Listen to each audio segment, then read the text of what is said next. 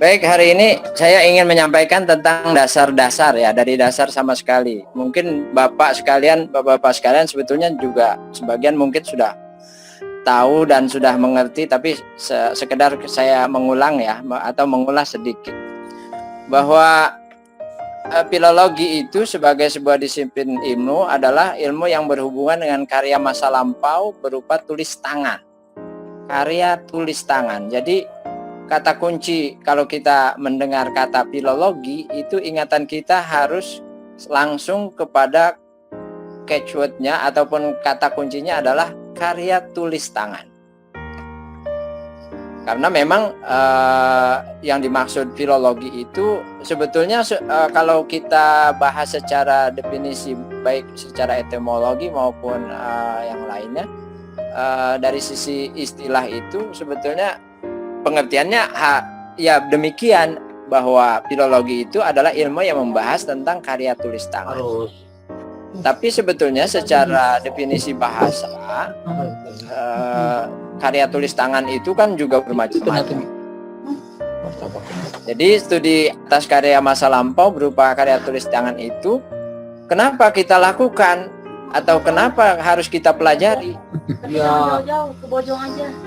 Maksudnya harus kita pelajari karena mengandung nilai-nilai yang relevan dengan keramaiannya. Nanti kita parkirnya ke Masjid Bojong. Belok, kembali lagi. Nah, pada karya tulis tangan masa lampau itu terdapat banyak sekali informasi berupa pikiran, buah perasaan, atau informasi mengenai berbagai segi kehidupan. Aja kalau nggak megang mobil ya pasti akan berubah lagi. Yang itu ya unmute ya mungkin. Kalau udah padat. Nah ya Pak Sofian ya. Mohon maaf Pak Sofian ya. Ya. Lupa Pak. Ya nggak apa-apa. Pada karya tulis masa lampau itu berupa tulis tangan itu banyak sekali informasi-informasi tentang pikiran, apakah perasaan ataupun berbagai segi kehidupan di masa lampau yang pernah ada. Nah, peninggalan tulisan berupa benda atau yang sering disebut dengan manuskrip itu ada yang umurnya puluhan tahun, ya 60 tahun, 70 tahun, bahkan ratusan tahun. Namun kondisinya pada saat sekarang ini makin rusak akibat banyak faktor. Baik itu faktor waktu ya, atau karena faktor cuaca, atau juga faktor lain-lain, misalnya karena bencana alam dan sebagainya. Nah, semenjak ditulis atau diciptakan, naskah tulis tangan itu bersamaan dengan berlalunya waktu banyak mengalami perubahan-perubahan atau juga mengalami kerusakan-kerusakan akibat faktor alam maupun faktor non-alam. Faktor non-alam itu antara lain proses penyalinan. Kalau faktor alam, misalnya tadi saya katakan ada bencana alam, ada dimakan serangga dan sebagainya, atau karena tintanya memang terbuat dari tinta bukan alami ya, dari bahan-bahan yang memang ganas terhadap kertas. Nah, itu menyebabkan manuskrip bisa mengalami kerusakan. Nah, adanya kerusakan itu banyak juga menimbulkan kerusakan bacaan atau kerusakan bahannya, dan juga muncul variasi teks. Ya, variasi teks yang diakibatkan karena penyalinan. Nah, itu kan menuntut adanya cara kita untuk mendekatinya. Kalau mungkin beberapa minggu yang lalu Bapak sekalian sudah mempresentasikan tentang pikiran-pikirannya Syekh Nawawi yang tersebar dalam beberapa karyanya, itu kan yang sudah ditahqiq. Yang sudah ditahqiq menurut satu pendapat. Nah, seharusnya yang kita pelajari itu adalah karya tulisan tangan Syekh Nawawi yang asli, yang masih dalam bentuk tangan, karya tulis tangan. Nah, karya tulis tangan karya Syekh Nawawi yang kemudian disalin lagi, kemudian disalin lagi, itu kan dalam proses waktu ya, itu bisa menimbulkan banyak perbedaan karena ada beberapa versi. Nah, itu yang seharusnya nanti menjadi perdebatan. Nah, kalau kemarin kan satu versi saja ya, karena memang itu sudah versi cetak. Nah, kalau karena mata kuliah kita ini namanya adalah Filologi Islam, karya-karya Syekh Nawawi, nah seharusnya memang kita harusnya mendekatinya dari sisi karya-karya Syekh Nawawi yang masih dalam bentuk tulis tangan. Ya, tapi enggak apa-apalah. Ya, nanti kan Bapak sekalian juga mengenal mana-mana yang sudah dicetak dalam bentuk kitab-kitab tercetak. Mungkin Bapak-bapak sekalian bertanya, emang ada karya Syekh Nawawi yang masih dalam bentuk karya tulis tangan? Ya ada lah. Dan itu tersimpan di berbagai perpustakaan, di dalam maupun di luar negeri. Apalagi karya-karya Syekh Nawawi itu kan tersebar di berbagai belahan dunia. Karena dia cukup terkenal, karena dia Syekh di Mekah sana. Nah, ilmu filologi itu dibutuhkan untuk menggali nilai-nilai yang terkandung dalam karya tulis tangan di masa lampau yang kadang sulit dimengerti oleh pembaca sekarang. Ya, orang sekarang kan nggak semuanya ngerti bahasa Arab kan. Ya, makanya tugas-tugas kita inilah yang sangat berat untuk mengkomunikasikannya dengan pembaca-pembaca sekarang yang tidak juga paham bahasa Arab. Juga karena kondisi fisiknya semakin lama semakin rusak dimakan waktu. Ya, itu. Kenapa mungkin kita bertanya-tanya kenapa lahir filologi? Munculnya informasi tentang masa lampau dalam sejumlah karya tulis tangan. Jadi ada informasi tentang masa lampau pada manuskrip. Maka kemudian timbullah ilmu yang disebut filologi itu. Karena di dalam manuskrip itu ada informasi tentang masa lampau. Ya, dalam manuskrip itu atau karya tulis tangan itu. Selain itu ada nilai-nilai yang terkandung pada tulisan masa lampau itu dan masih relevan dengan masa kini. Ya, banyak pikiran-pikiran ulama-ulama kita terdahulu, baik Syekh Nawawi maupun ulama-ulama sebelumnya. Kalau Syekh Nawawi kan abad 19. Sebelumnya misalnya ulama-ulama Nusantara abad 18, ulama-ulama abad 17, banyak sekali itu. Nilai-nilai yang terkandung dalam karya-karya mereka itu belum semuanya dibahas, belum semuanya diketahui oleh orang sekarang. Maka itu pentingnya adanya kenapa kemudian lahir filologi. Nah, kondisi fisik yang makin rusak dan substansi materinya yang berubah akibat proses penyalinan dalam waktu yang panjang itu juga menimbulkan lahirnya ilmu filologi. Selain itu juga karena faktor sosial budaya yang melatari penciptaan karya tulis tersebut tidak lagi sama dengan konteks pembaca masa kini, ya. Faktor-faktor sosial dan budaya yang melahirkan manuskrip di masanya itu, manuskrip itu adalah karya masanya, karya di masanya. Jadi dia punya konteks. Nah, selain itu kita yang membaca manuskrip itu kan juga punya kondisi sosial yang berbeda. Nah, di situ makanya dinamikanya nanti akan kita temukan bagaimana orang masa itu memahami manuskrip karya ulama terdahulu itu dan bagaimana kita memahami itu. Selain itu juga isi kandungan teks tulis tangan itu diasumsikan masih relevan untuk masa kini. Ya, mungkin dalam beberapa pertemuan dengan Prof. Tihami kemarin sudah dibahas banyak sekali pikiran-pikiran Syekh Nawawi yang belum terungkap atau bahkan belum diintroduksir terhadap orang di masa sekarang. Meskipun sudah banyak tersebar karya-karya beliau dalam bentuk kitab yang tercetak. Makanya kemudian apa sih sebetulnya yang dimaksud filologi itu? Filologi berasal dari bahasa Yunani yaitu filologia yang merupakan gabungan dari kata philos artinya teman dan logos yang artinya pembicaraan, kata atau ilmu. Jadi filologia itu artinya senang berbicara, senang belajar, atau senang ilmu, atau senang kepada tulisan-tulisan yang bernilai tinggi, seperti misalnya karya-karya sastra. Nah, filologi itu makanya kemudian ada yang mengidentikan sebetulnya bahasannya terkait dengan karya-karya sastra, tapi tidak semuanya. Nah, melulu karya sastra. Karya sastra pun nanti bermacam-macam. Nah, kalau kita baca misalnya bukunya Liao Yokpeng, dia yang judulnya tentang sejarah sastra masa klasik itu, dia membagi banyak genre-genre atau genre-genre dari sastra tersebut. Termasuk di dalamnya adalah sastra kitab. Sastra kitab di dalamnya, kalau ilmu-ilmu keagamaan Islam itu seperti tafsir, fikih, kemudian tasawuf, itu oleh Liao Yokpeng dimasukkan sebagai karya sastra kitab. Nah, istilah filologi ini mulai dikenal sejak abad ketiga sebelum Masehi oleh sekelompok ahli di Iskandaria, di Mesir sana, untuk menyebut keahlian yang dibutuhkan dalam mengkaji peninggalan tulis tangan yang berasal dari kurun waktu ratusan tahun sebelumnya. Jadi, istilah filologi itu lahir sekitar kurang lebih abad ketiga sebelum Masehi. Ya.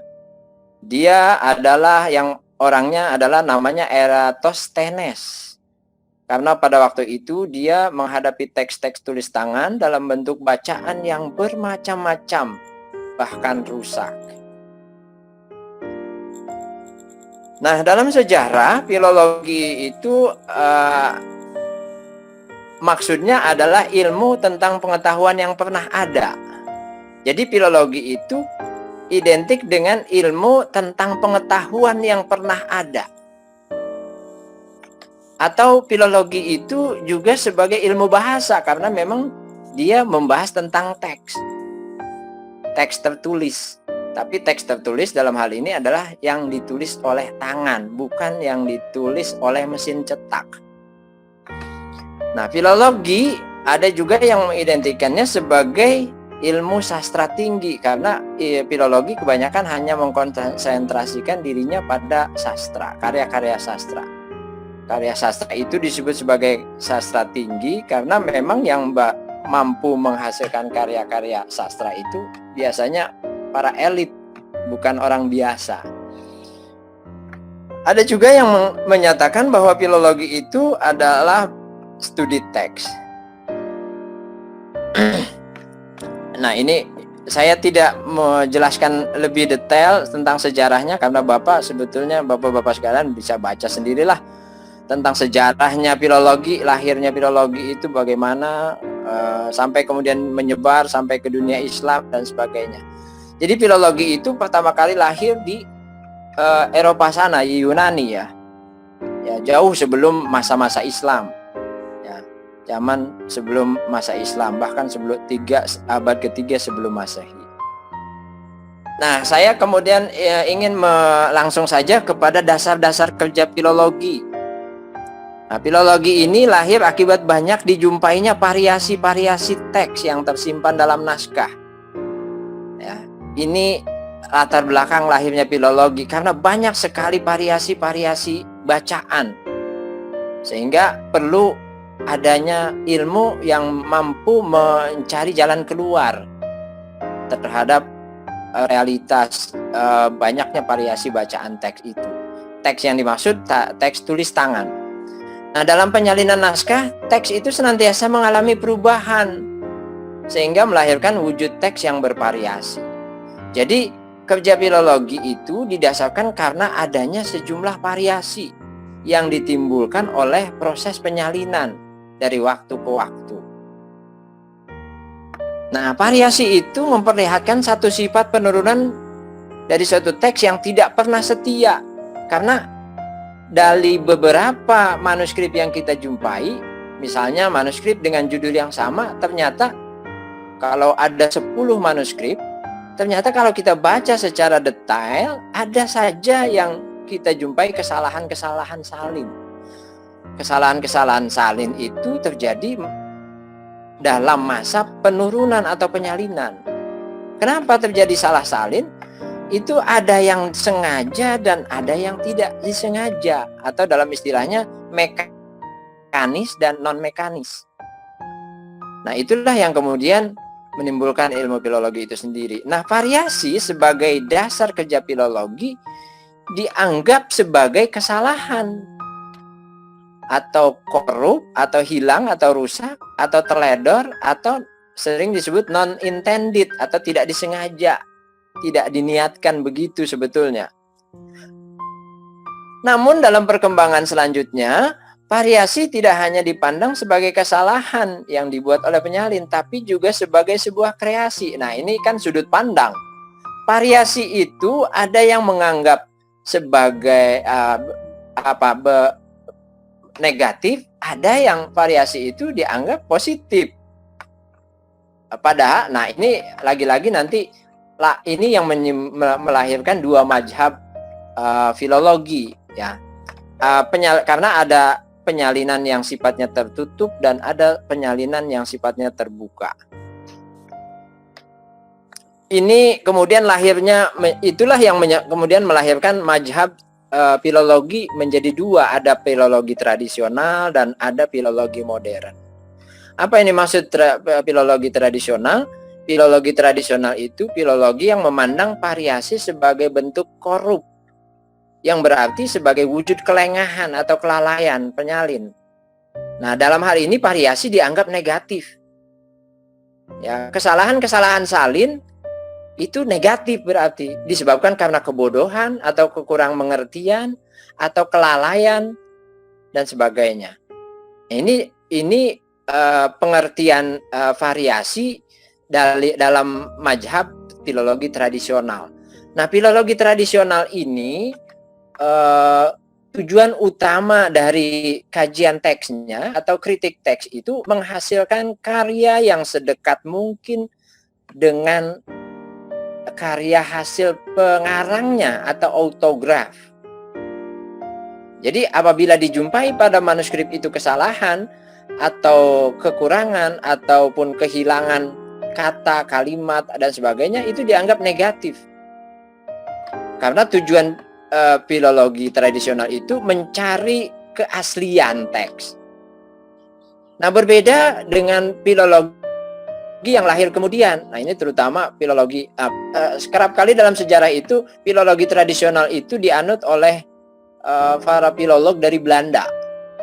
Sejak zaman Belanda itu kebanyakan karena memang di sana berasal juga dari Eropa. Awal lahirnya filologi itu kajian terhadap Injil, ya, terhadap teks-teks Injil. Karena Injil itu banyak sekali, kemudian ada upaya untuk mencari yang mana yang asli. Nah, yang mana yang asli dan mana yang palsu. Nah, itu yang kemudian. Nah, jadi filologi itu dari segi sejarahnya sebetulnya erat sekali kaitannya dengan bagaimana orang-orang Nasrani mencari keaslian teks kitab sucinya. Berbeda dengan filologi modern, filologi modern ini tidak lagi memandang variasi itu sebagai bentuk kesalahan. Ya, adanya perbedaan bacaan dari meskipun judulnya sama, itu dianggap bukan negatif, tapi dianggap positif. Karena variasi itu dianggap sebuah kreasi dari penyalin. Karena dia mungkin berupaya masuk dari sebuah proses penyalinan dan dia berusaha berpendapat dalam teks itu. Jadi variasi ini dianggap positif karena dia menampilkan wujud resepsi si penyalin. Jadi penyalin berusaha meresepsi teksnya. Bahkan dia mungkin terkesan dia menciptakan teks baru. Nah, ini yang dimaksud dengan filologi modern. Filologi modern itu kenapa disebut filologi modern? Karena tadi tidak lagi tujuannya mencari keaslian teks. Teks yang dimaksud yang asli itu teks yang dikarang oleh pengarangnya atau autograf. Karena dalam realitasnya susah sekali sebetulnya kita mencari teks yang asli sebagaimana yang diinginkan oleh pengarang kalau dalam karya tulis tangan itu, ya, atau manuskrip itu, karena sudah ratusan tahun pengarangnya sendiri sudah tidak ada, tidak bisa di cross check dan sebagainya. Selain itu juga ada pendapat yang menyatakan bahwa kalau sebuah karya tulis itu sudah dihasilkan oleh pengarangnya, itu teks itu sudah menjadi milik masyarakat, milik umum, tidak lagi menjadi milik pengarangnya. Jadi sebetulnya masyarakat boleh saja merubahnya atau menggantinya dan sebagainya sebagaimana pemahaman yang dia miliki. Nah, itu pendapat atau mazhab filologi modern. Nah, objek kajian filologi itu sebagaimana sejak awal saya katakan adalah karya tulis tangan masa lampau. Jadi bukan lagi kitab yang sudah ditercetak. Ya kalau makanya saya sebetulnya agak ini ya Bapak sekalian, kan nama mata kuliah kita ini kan Filologi Islam karya Syekh Nawawi Al-Bantani. Nah, dari sisi nama sebetulnya ada apa ya? Ada semacam apa ya? Ketidakcocokan sebetulnya. Harusnya yang dibahas itu adalah karya tulis tangan yang masih karya tulis tangannya Syekh Nawawi gitu yang tersebar di perpustakaan, bukan lagi karya yang sudah dicetak. Karena itu kalau yang sudah dicetak itu kan ya sudah proses tahqiq. Sudah masuk pendapat si muhakkik. Muhakkik itu maksudnya yang sudah mengkaji teks itu dari karya-karya tulis tangannya Syekh Nawawi. Misalnya kitab Nasoihul Ibadnya Syekh Nawawi. Nah, itu kan kalau kita inventarisasi di berbagai perpustakaan, itu mungkin lebih dari satu karya tulis tangannya Syekh Nawawi. Maksud saya, baik itu yang asli maupun yang salinan, gitu. Nah, itu justru perdebatannya dan dinamikanya asyiknya itu di situ. Kalau kita mengkajinya dalam bentuk karya tulis tangan, masih karya tulis tangan. Kalau sudah dalam bentuk kitab yang dicetak itu kan sudah ya yang sudah baku, yang sudah dan memang yang dianggap itu yang benar oleh muhakkiknya gitu. Nah, kalau kita bahas manuskrip bisa jadi tiap halaman atau tiap 2 halaman atau beberapa halaman bahkan berbeda begitu.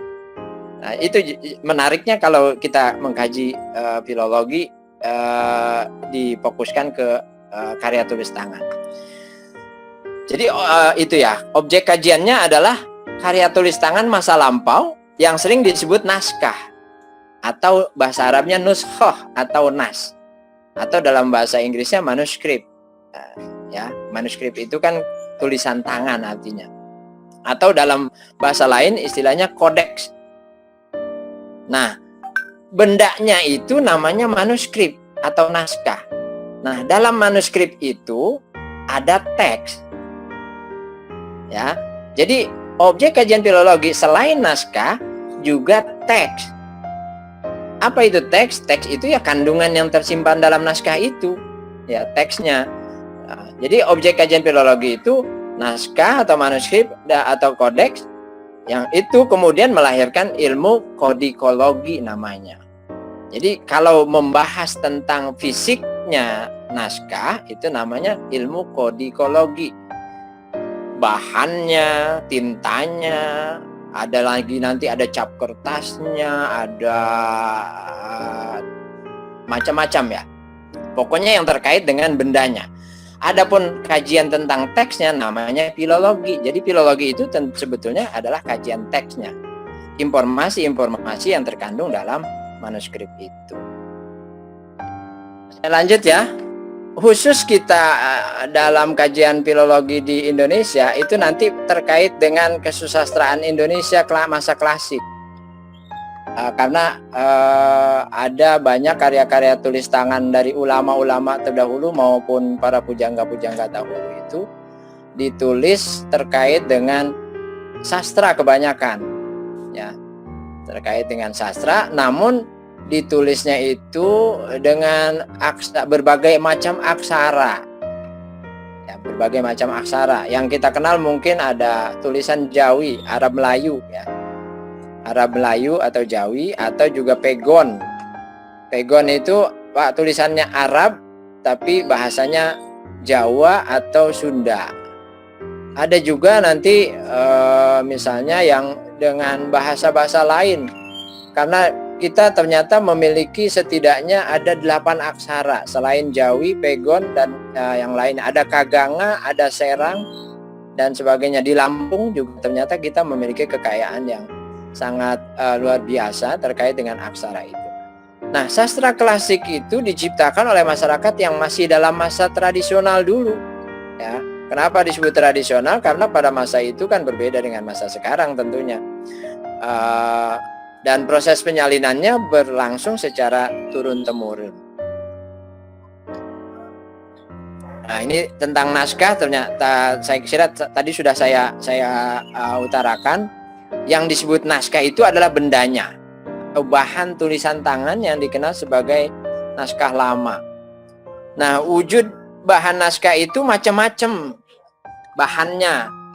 Ada yang dibuat lontar, ada yang ditulis di atas kertas, ada yang dari deluang, ada yang dari daun nipah, ada yang ditulis di tulang, ada yang ditulis di bambu, dan sebagainya. Ada juga yang di Batak itu namanya pustaha. Jadi kertas itu dilipat-lipat gitu. Atau zaman dulu itu ada juga yang gelondongan, bentuknya gelondongan. Di beberapa daerah itu ada naskah khutbah Jumat itu biasanya sampai 6 meter. Ada yang panjang sampai 6 meter. Jadi kalau khutbah itu diulur panjang gitu, sampai panjang.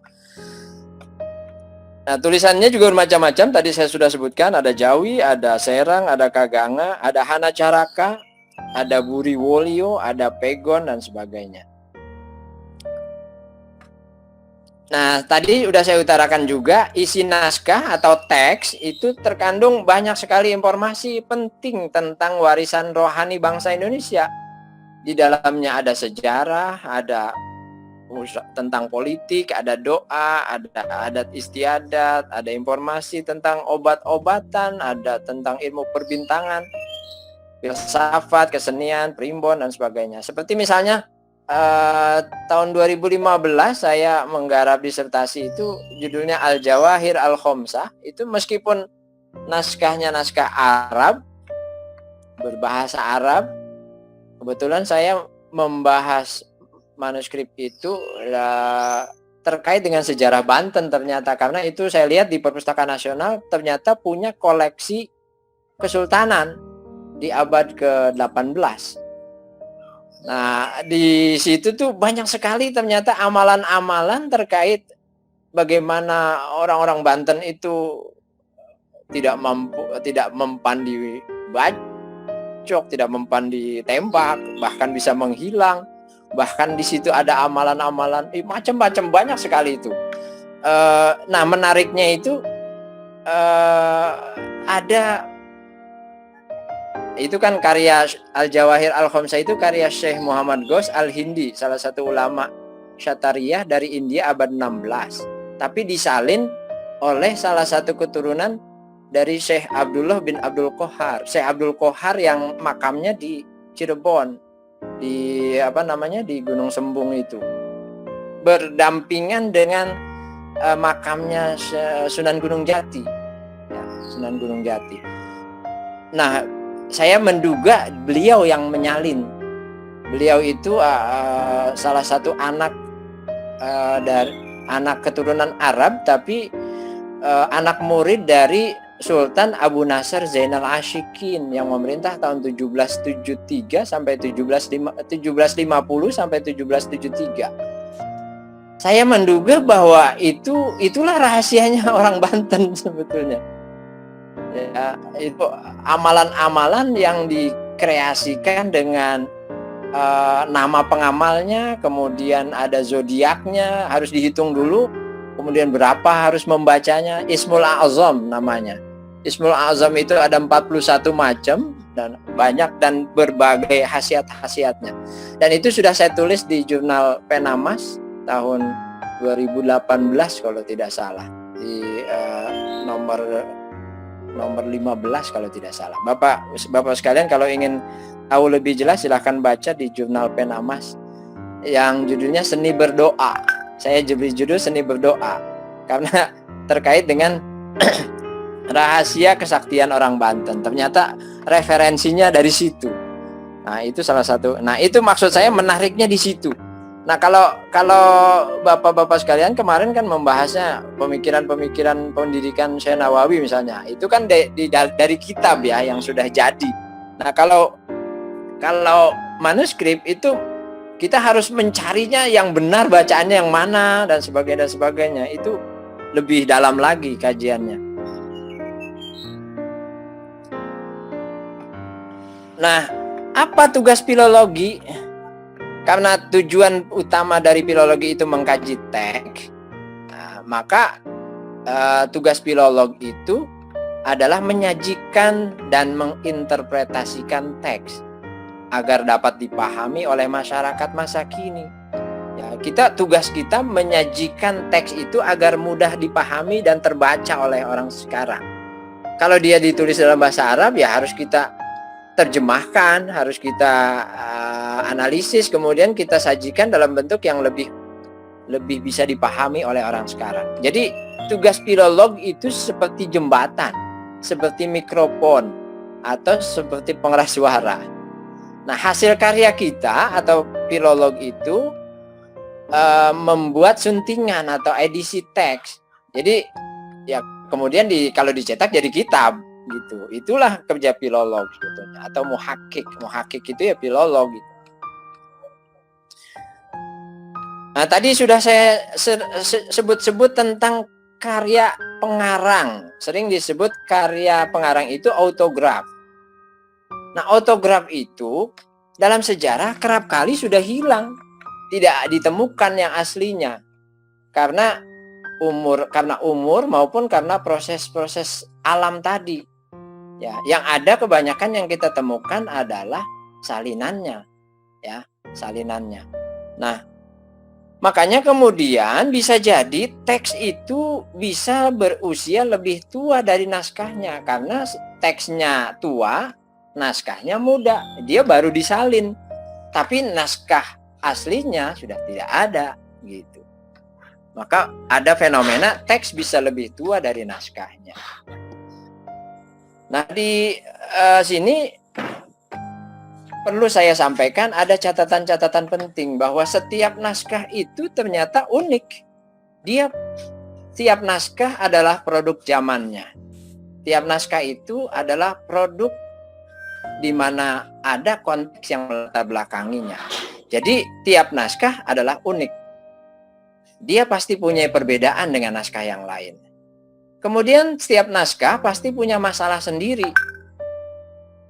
Maksud punya masalah sendiri itu karena kadang ada manuskrip yang lengkap, ada manuskrip yang tidak lengkap. Ada manuskrip yang bagian tengahnya hilang, ada manuskrip yang bagian awalnya tidak ada. Pendahuluan sampai 2-3 halaman tidak ada, atau sudah di tengah.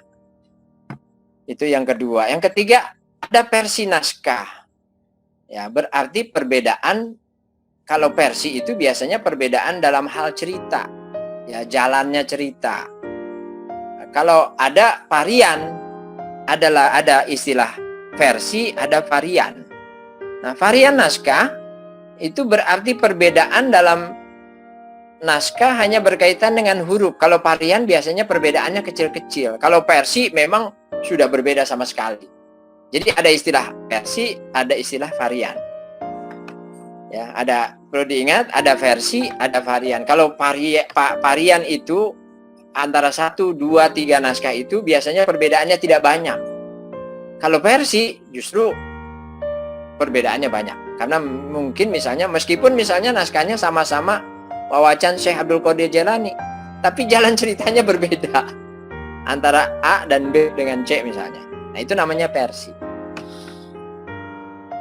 Versi naskah wawacan Syekh Abdul Qadir Jailani yang berasal dari Pandeglang bisa jadi berbeda dengan naskah wawacan Syekh Abdul Qadir Jailani yang berasal dari Sukabumi. Bisa jadi begitu. Kenapa? Karena si penyalin ternyata berusaha membuat kreasi di situ. Nah, itu uniknya kita mengkaji manuskrip yang dalam artian ini versi. Nah, peran naskah ini sangat penting kalau kita kaji karena di dalamnya ada informasi sejarah ataupun sastra. Ada juga yang tidak. Ya, tentunya tidak ada juga yang terkait dengan sastra, ada juga yang terkait dengan sejarah. Ya. Ilmu bantu filologi itu banyak, diantaranya di sini ada 3, ada kodikologi, tadi sudah saya sebutkan, ada juga paleografi, ilmu mengkaji perubahan bentuk tulisan dari masa ke masa. Tulisan kaligrafi itu setiap masa pasti ada perubahan-perubahan. Ini biasanya ada pengaruh-pengaruh geografis dan pengaruh tempat. Nah, itu namanya paleografi. Ada juga namanya tekstologi, ilmu yang mengkaji tentang teks. Itu namanya tekstologi. Nah, jadi ilmu bantu filologi itu ada 3. Bagaimana caranya kita meneliti manuskrip atau cara kerja filologi atau metode penelitian filologi itu apa saja? Nah, ini 5 langkah. Pertama, inventarisasi naskah. Langkah pertama, sebelum inventaris tentunya kita harus menentukan naskah apa yang mau kita kaji. Jadi menentukan naskahnya dulu. Bagaimana cara menentukan naskah? Ya kita harus buka-buka katalog. Ada namanya pintu masuk yang namanya katalog. Ada banyak katalog yang sudah dibuat oleh para filolog yang bisa kita jumpai di berbagai perpustakaan daerah maupun perpustakaan nasional. Langkah kedua, inventarisasi naskah, yaitu mengumpulkan semua naskah yang mau kita teliti. Semua naskah yang ada di dunia ini, bukan hanya yang ada di Banten saja misalnya, atau yang ada di Indonesia saja, tidak, tapi semua naskah yang ada di dunia ini, baik di Belanda, di Inggris, di Rusia, dan sebagainya. Baik yang di perpustakaan yang sudah memang ada jelas katalognya, maupun kalau bisa termasuk koleksi-koleksi pribadi masyarakat atau pesantren. Itu langkah pertama. Jadi langkah pertama setelah kita menentukan manuskrip apa yang mau kita kaji adalah inventarisasi naskah. Setelah diinventarisasi, misalnya kita temukan naskah wawacan Nabi Bercukur, judulnya itu. Setelah kita inventarisasi ada 20 naskah. Langkah ketiganya deskripsi naskah. Ke-20 naskah wawacan Nabi Bercukur itu dideskripsikan. Apanya yang dideskripsikan? Unsur-unsur naskah itu. Ya, ukurannya, panjang lebarnya, tebalnya, kemudian berapa halaman, setiap halaman berapa baris, aksara yang dipakai apa, tulisan Arab bahkan sampai hotnya hot apa, kemudian tinta yang dipakai warna apa, adakah tinta yang lain, kemudian ada cap kertas tidak, cap kertas atau sering disebut dengan watermark. Kalau kertasnya kertas Eropa, biasanya ada watermarknya. Kertas Eropa yang diproduksi di abad 17 dan 18 biasanya ada cap pabriknya. Nah, watermarknya itu juga bermacam-macam. Ada kamusnya, ya, ada kamus watermark namanya. Jadi itu dideskripsikan sampai lengkap, ya, sampai kutipan teks yang pertama di halaman pertama apa, kemudian di akhir bagaimana, kemudian ringkasan isinya apa, teksnya itu membahas tentang apa. Semua dideskripsikan secara lengkap. Jadi kalau naskahnya 20, ya satu persatu dideskripsikan. Ya.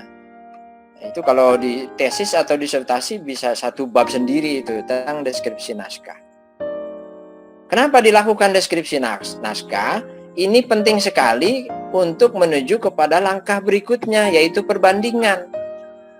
Perbandingan teks ataupun perbandingan naskah, karena nanti kita harus menentukan mana yang mau kita pilih untuk kita sunting. Jadi memilih sebelum kita jatuh kepada pilihan salah satu di antara sekian banyak naskah itu, kita harus mendeskripsikan dulu. Setelah deskripsinya lengkap, baru kita banding-bandingkan. Maksudnya membandingkan itu di sini teks maupun manuskripnya ya. Membandingkan itu tujuannya agar kita memiliki dasar untuk kita pilih salah satu di antara sekian banyak manuskrip yang kita temukan untuk disunting. Apa kriteria membandingkannya untuk kita memilih itu? Pertama, kriterianya adalah kelengkapan teksnya. Di antara misalnya wawacan Nabi bercukur itu, mana dari 20 manuskrip yang kita temukan, mana yang tidak lengkap. Jika ada yang tidak lengkap, langsung harus kita eliminasi. Ya, harus kita singkirkan. Jadi kita hanya mau membahas yang lengkap saja.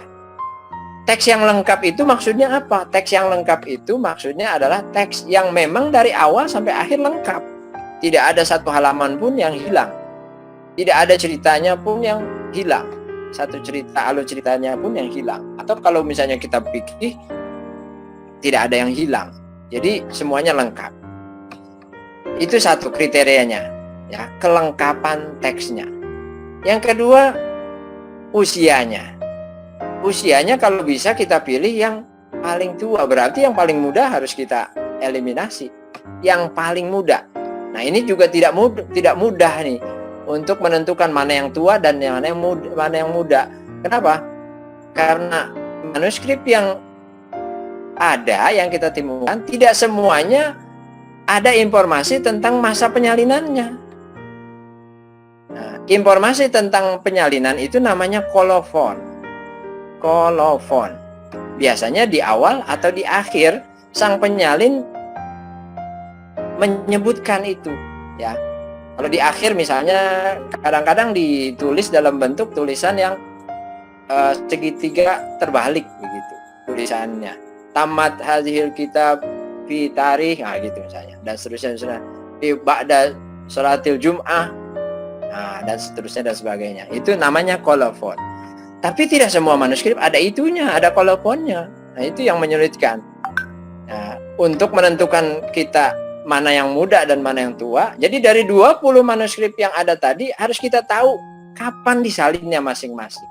Prediksi kita. Kalaupun tidak ada keterangan itu, kita harus berusaha memprediksinya kapan kira-kira naskah itu disalin.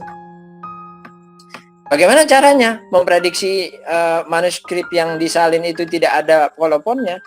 Ya, caranya dengan melihat biografi penulisnya atau penyalinnya siapa, kira-kira dia hidupnya kapan, dan dia kapan menyalin itu. Atau melalui, kalau kertasnya memang kertas Eropa, kertas itu dibuat atau dicetaknya kapan.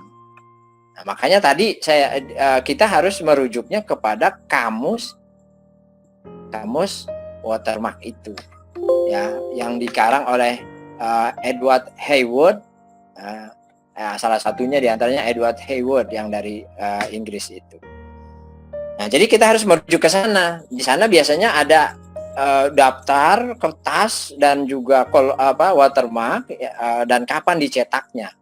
Nah, biasanya kertas itu dicetak dalam jumlah besar, kemudian dilakukan pengiriman ke berbagai negara yang membutuhkan. Nah, ada prediksi yang tulisan yang menjelaskan itu, yang menjelaskan bahwa diperkirakan kertas setelah dicetak dari pabrik sampai kepada masa penggunaannya itu diperkirakan antara 10 sampai 30 tahun. Jadi kita harus mengestimasi kapan teks itu disalin, baik dengan cara tadi lewat kolofon atau lewat watermark atau lewat biografi penulisnya. Nah, jadi kita harus berupaya istilahnya ini membuka cakrawala kepada masa lalu. Nah, itu uniknya di situ. Itu yang kedua, ya, selain kelengkapan teks, kemudian usia, ya. Kemudian yang ketiga, kriteria yang ketiga adalah keterbacaan. Ya, keterbacaan yang dimaksud adalah teksnya itu mudah dibaca oleh kita. Karena teks itu macam-macam, ada yang tulisannya besar-besar, ada ya juga tulisannya kecil-kecil dan rapat. Ada juga tulisannya yang sudah blur, sudah dimakan tinta, bahkan dibuka saja halaman per halaman tidak bisa. Nah, kalau yang seperti itu menyulitkan kita, nah itu kita eliminasi. Jadi tiga kriteria itulah yang kita gunakan untuk perbandingan teks itu, untuk kemudian akhirnya melahirkan jatuhnya pilihan kita kepada salah satu di antara teks-teks yang ada tersebut, ya. Makanya langkah selanjutnya baru setelah perbandingan itu selesai, baru kita pilih salah satunya, baru kita sunting teksnya. Ya. Nah ini juga nanti menyunting teks itu ada beberapa metodenya. Ada perbedaan, ada naskah yang tunggal, ada naskah yang banyak. Ada naskah, kalau tunggal ada istilahnya namanya Codex Unicus. Kalau tunggal ya memang ada cuma itu-itunya ya, misalnya Nasoihul Ibad karya tulisan tangan Syekh Nawawi cuman ada di Pustaka Nasional satu-satunya. Ya udah, nggak pakai perbandingan kita. Ya, metode menyuntingnya pakai metode apa? Metode kritik namanya. Ya, metode kritik. Kalau naskahnya banyak, maksud naskah banyak itu maksudnya naskahnya lebih dari satu gitu. Ada 2, ada 3, 4, 5 atau bahkan 20 atau bahkan 50. Nah, kita harus memilih di antaranya. Nah, ini banyak metodenya. Ada metode landasan, ada metode gabungan, ada metode stema, ada metode diplomatik. Ya, ada metode diplomatik. Nah, ini untuk lebih jelas apa metode itu masing-masing, silakan Bapak cari sendirilah. Apa sih itu metode diplomatik? Apa sih kalau metode diplomatik itu metode ya seperti fotografis gitu. Jadi menampilkan teks apa adanya, tanpa, kalaupun naskahnya itu tulisannya Arab, nggak ada harokatnya, nggak ada titik komanya dan sebagainya, ya udah ditampilkan begitu saja. Gitu. Itu diplomatik namanya. Kalau kritik, ya kita harus menambahkan atau mengintervensi teks itu. Ya, bahkan mau ngasih tanda koma, titik, kemudian kalau nggak ada harokatnya kita ngasih harokat, kita bagi berdasarkan paragraf dan sebagainya. Ya, ada juga metode tadi, metode landasan. Kalau metode landasan itu dari sekian banyak manuskrip yang ada, tadi misalnya 20 manuskrip, kemudian setelah kita pertimbangkan, kita banding-bandingkan, kita eliminasi beberapa, yang tinggal ada hanya 5. Yang udah secara keterbacaannya baik, lengkap, teksnya, kemudian umurnya juga kebanyakan tua dan sebagainya. Nah, kita bisa menggunakan metode landasan. Maksudnya, ambil salah satu dari 5 itu sebagai landasan, sedangkan yang 4 yang lainnya sebagai pembanding. Nah, gitu. Ambil salah satu dari 5 naskah yang ada, setelah yang dari 20 tadi dieliminasi, ketinggalan yang 5. Nah, ambil salah satunya misalnya A, B, C, D, E. A, B, C, D, E. Ambil misalnya yang B sebagai landasan. Sedangkan A, B, D, dan E itu sebagai pembanding. Gitu. Nah, itu dalam melakukan penyuntingan teks. Jadi dalam menyunting, yang B, C, D, E selalu kita sebutkan. Di teks yang B gimana? Di teks yang E gimana? Nah, apakah sama atau tidak gitu. Nah, itu langkah-langkah menyunting teks kalau naskahnya banyak. Kalau metode gabungan gimana? Gabungan itu yang menggabung dari sekian banyak manuskrip yang tertinggal tadi, 5 tadi, kita gabungkan menjadi 1. Ya. Ini agaknya hampir mirip salah satu di antara keduanya ya, landasan dengan gabungan. Sebetulnya kalau gabungan itu sama saja dengan menciptakan teks baru. Karena kita gabungkan dari 5 teks yang ada, kemudian berarti kan tampil teks baru. Ya. Teks baru lagi yang berbeda dengan teks A, B, C, D, E itu sendiri. Nah, itu.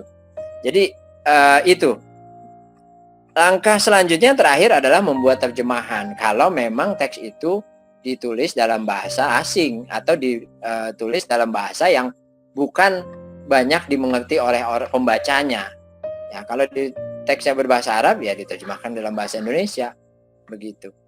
Nah, kerja filologi pada hakikatnya selesai sampai di situ. Pada 5 atau 6 langkah itu. Karena filolog itu kerjanya adalah menyediakan teks yang siap dikaji. Jadi filolog itu sebetulnya tugasnya menyediakan bahan agar ilmuwan lain bisa menggunakannya untuk kajian berikutnya. Misalnya para ahli politik, para ahli ekonomi, ahli pendidikan bisa mengkajinya, menganalisisnya dalam bentuk kajian berikutnya dengan menggunakan pendekatan-pendekatan ilmu bantu yang lain. Nah, ini yang tadi saya sebutkan, saya jelaskan apa itu edisi diplomatik, apa itu kritik, dan sebagainya. Kemudian ada metode stema. Metode stema itu kalau naskahnya banyak, kita harus membuat silsilah teks. Ya, di antara yang teks-teks yang ada itu, kita harus buat teks yang mana menyalin yang mana. Begitu. Biasanya kesamaan kesalahan itu menjadi dasar adanya sumber yang sama. Berarti teks itu berasal dari sumber yang sama. Kalau kebanyakan di tiap-tiap halaman ditemukan kesalahan yang sama. Nah, ini saya kira tidak usah saya sebutkan seperti saya jelaskan lebih detail tentang edisi stema karena bapak-bapak sekalian kan bisa baca sendirilah. Gitu. Tentang metode-metode tadi yang sudah saya jelaskan.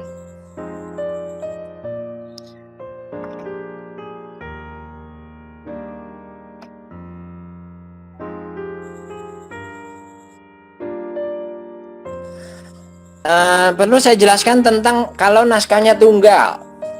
Metode ini sering-sering disebut dengan menggunakan metode kritis. Apa yang dilakukan ketika kita menyunting itu, kita melakukan koreksi terhadap kesalahan-kesalahan yang mungkin kita temukan. Apakah kesalahan tulis, ya, atau kesalahan salin. Tentunya kalau yang misalnya teks berbahasa Arab, ya kita harus paham betul tata bahasa Arab, ya, nahwu, sorof, dan sebagainya. Bisa jadi karena dalam proses penyalinan itu si penyalin nggak paham bahasa Arab. Kalau di beberapa perguruan tinggi umum biasanya kalau yang teks-teks berbahasa Arab itu diminta untuk ditransliterasikan, artinya diubah aksaranya, aksara Arab menjadi aksara Latin. Ya. Nah, ini dalam proses pembuatan transliterasinya juga kita nanti harus ada panduannya atau ada pedomannya. Ya. Saya kira materi hari ini cukup, Bapak-bapak sekalian. Halo, Bapak-bapak. Ya Pak, masih nyimak Pak. Iya. Ada pertanyaan dari penjelasan saya tadi? Pak Rusdin silakan. Cukup Pak, barangkali. Hanya itu wawasan yang asli itu dari mana Pak? Ya. Untuk mengetahui wawasan yang asli itu dari mana asalnya gitu. Karena kita sekarang menggunakan wawasan itu bahkan ditradisikan di daerah kita gitu. Ya, kita harus temukan dulu manuskripnya itu dulu, Pak.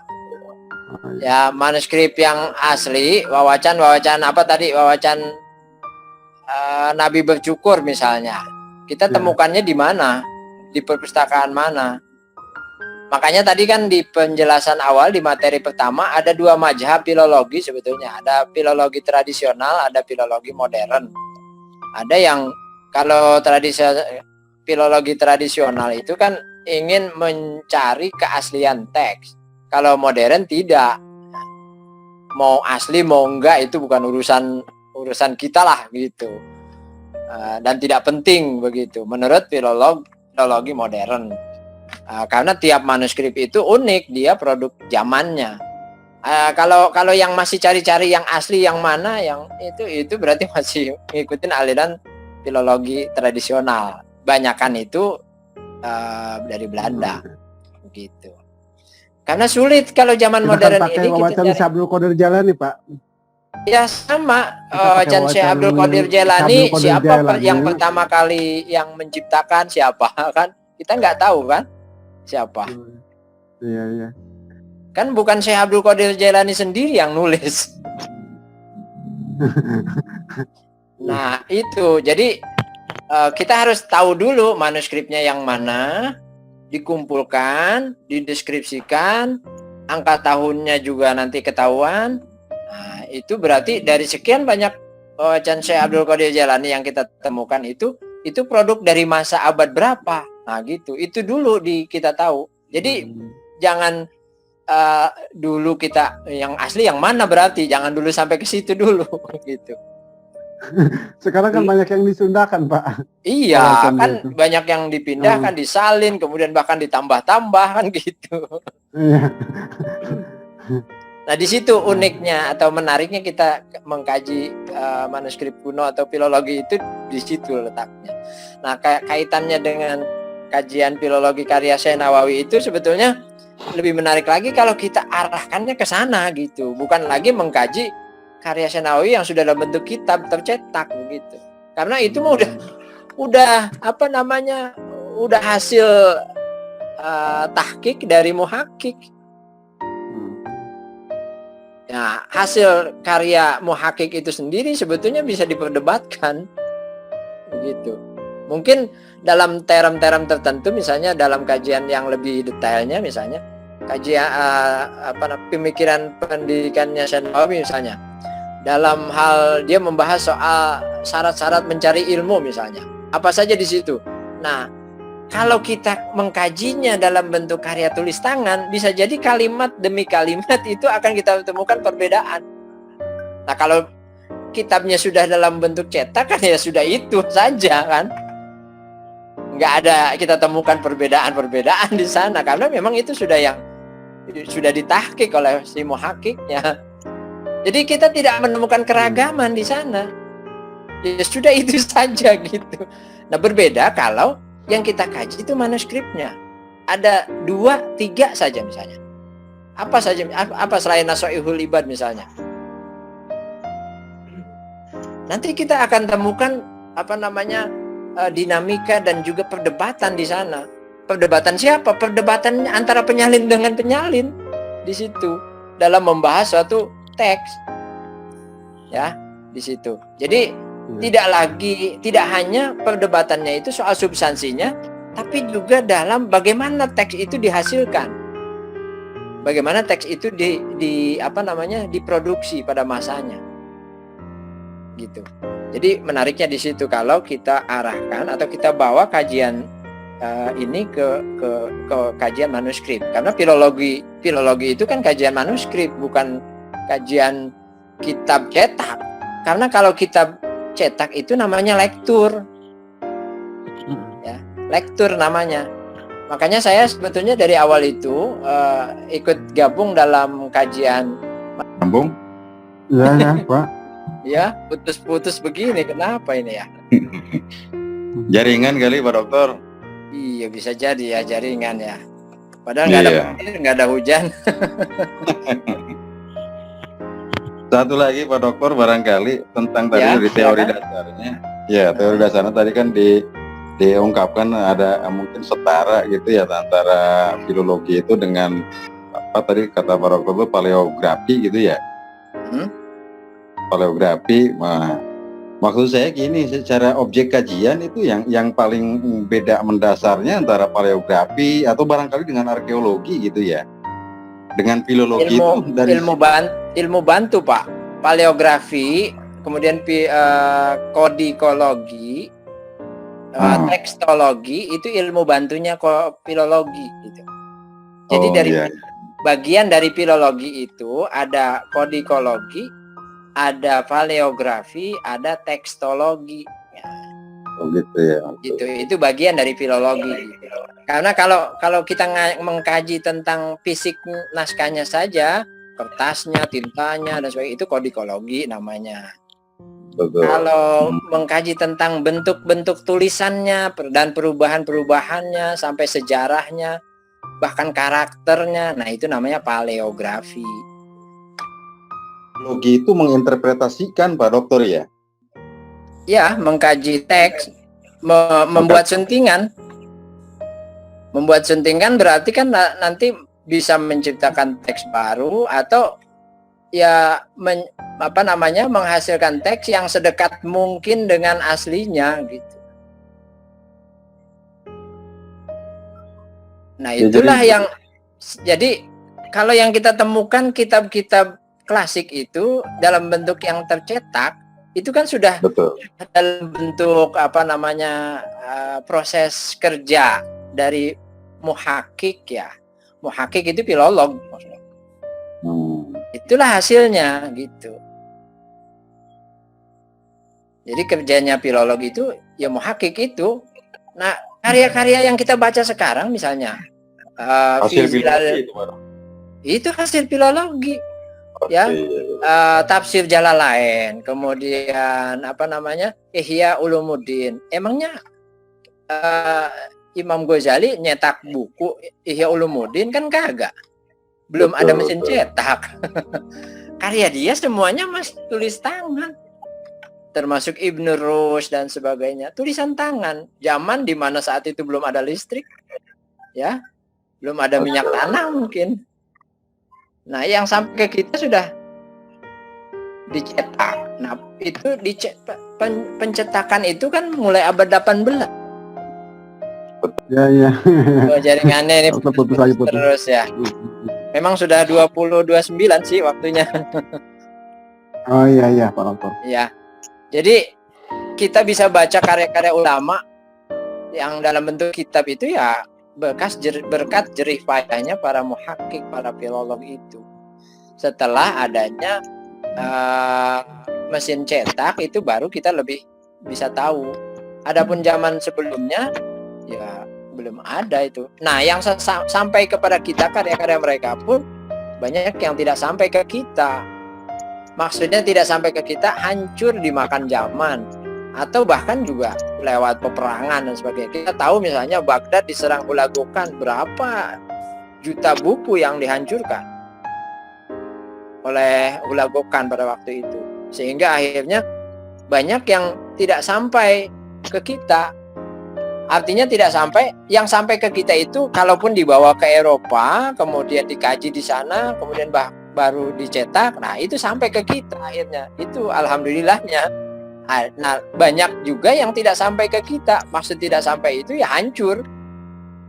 Ada tulisan tangan di zamannya, tapi belum sampai dicetak, sudah dihancurkan, dibakar, diceburkan ke sungai Efrat dan Tigris dan sebagainya. Akhirnya belum ada salinannya, ya tidak sampai ke kita. Nah, itu banyak sekali yang tidak sampai ke kita. Ya, itulah makanya bencana ilmu pengetahuannya di situ akibat peperangan. Itu Pak ya. Ya tadi siapa yang nanya itu? Pak Ujang. Pak Ujang ya. Itu. Pak Ujang. Ya, betul. Ya, jawaban saya sementara itu. Jadi ilmu ini tidak banyak yang minati, Pak. Tidak banyak yang minat. Dan hampir di setiap, jangankan di perguruan tinggi Islam, di Eropa saja, di Belanda sekarang pun lagi redup. Itu mahasiswanya paling ada 1-2 gitu, yang minat ke situ. Nah, di dunia Islam juga begitu. Tidak ada yang minat, tidak ada yang menguasai ilmu ini. Akhirnya ya, wawasan kita pun akhirnya tidak ada ke situ. Ya. Belum lagi memang tantangannya penguasaan bahasa ya. Bahasa. Nah, itu makanya di zaman Harun ar-Rasyid itu kan sangat digalakkan sekali, apalagi zaman Al-Ma'mun itu. Itu para filolog-filolog menerjemahkan karya-karya ilmuwan dari bahasa Yunani, dari bahasa Romawi, dari bahasa Suryani, dari bahasa Cina bahkan diterjemahkan ke dalam bahasa Arab. Nah, itu kerjanya filolog. Para filolog itu menerjemahkan, kemudian bahkan menerjemahkan tentunya kan pakai tulis tangan pada waktu itu, bukan pakai mesin ketik apalagi komputer. Itu ya. Jadi itu ya, mungkin untuk bisa lebih intens diskusi kita minggu yang akan datang kita lanjutkan. Ini waktunya ya, Pak Dokter. 20.32 ya. Sebetulnya sampai 21 ya. Ya. Mungkin masih ada pertanyaan lagi ya, atau gimana? Cukup. Cukup ya. Dari yang lain nggak ada pertanyaan. Saya absen dulu ya. Tapi semua hadir kan ya? 88-nya hadir. Hadir semua. Oke. Pak Habibie lagi masih sakit, Pak. Oh, Pak Habibie sakit. Iya, masih di rumah sakit. Masih di rumah sakit. Yang lain hadir ya. Oke, itu mungkin jadi minggu yang akan datang nanti seperti waktunya seperti sekarang kita lanjutkan. Mungkin lebih lanjutnya terkait dengan bagaimana caranya menyunting. Ya, Bagaimana caranya menyunting. Itu penting. nanti lebih detail lagi kita kaji. Menyunting dan menafsirkan. Iya, menyunting dan bahkan bagaimana caranya agar misalnya Bapak nanti mau membuat disertasi, bagaimana caranya agar disertasi Bapak itu menarik. Nah, itu Iya. perlu kepandaian dan kelihayan tertentu. Jadi itu istilahnya kontekstualisasi. Jadi meskipun naskahnya itu karya Syekh Nawawi, judulnya juga Nasoihul Ibad, apa yang Bapak mau utarakan atau bahasakan, nah, itu perlu kepandaian tertentu agar kajian Bapak itu menarik untuk kajian sekarang. Itu namanya kontekstualisasi sesuai dengan kondisi sekarang. Misalnya apa nih yang lagi ramai sekarang? Soal apa misalnya? Pilkada atau soal radikalisme. Ada nggak di karya-karya Syekh Nawawi itu terkait dengan itu misalnya? Jadi bapak-bapak sekalian harus pandai menangkap itu, kemudian memformulasikannya dalam bentuk judul yang menarik sesuai dengan konteks sekarang. Nah, itu namanya filologi plus. Filologi plus. Sebetulnya kerja filologi selesai sampai menyunting saja. Menerjemahkan, menyunting sudah selesai.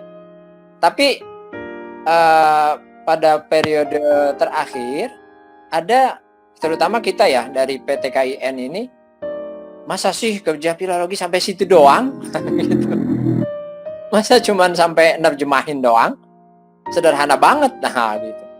Nah, makanya ada upaya-upaya, ya harus dong kita kan yang menguasai kajian-kajian keagamaan Islam. Ya kalau tasawuf ya harus kita kaji dengan konteks sekarang bagaimana, pakai ilmu apa nih misalnya.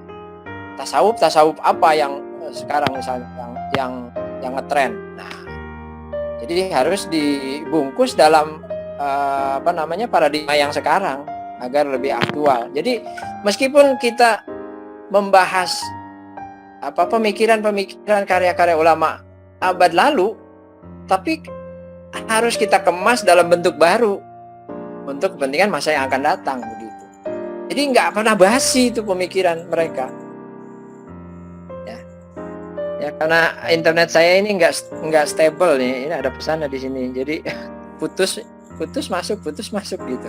Iya. Ya, ini kalau saya ngomong terus aja ini. Gitu.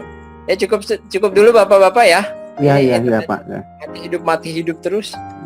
Ya. Terima kasih Pak Dari Dokter. pagi wifi saya ini nggak stabil, jadi baru tadi mau maghrib baru hidup.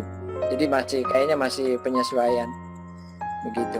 Jadi mohon maaf apabila bapak-bapak sekalian tidak sampai ke akhir 21.30 ya. Sebetulnya masih panjang waktunya. Ya, karena internetnya ya begini. Mohon maaf sekali lagi. Bapak-bapak yang baru gabung belakangan mungkin ya. Begitu dari saya. Mohon maaf sekali lagi. Nanti kita lanjut ke minggu yang akan datang, di malam Sabtu yang akan datang. Sekali lagi mohon maaf. Assalamualaikum warahmatullahi wabarakatuh. Waalaikumsalam.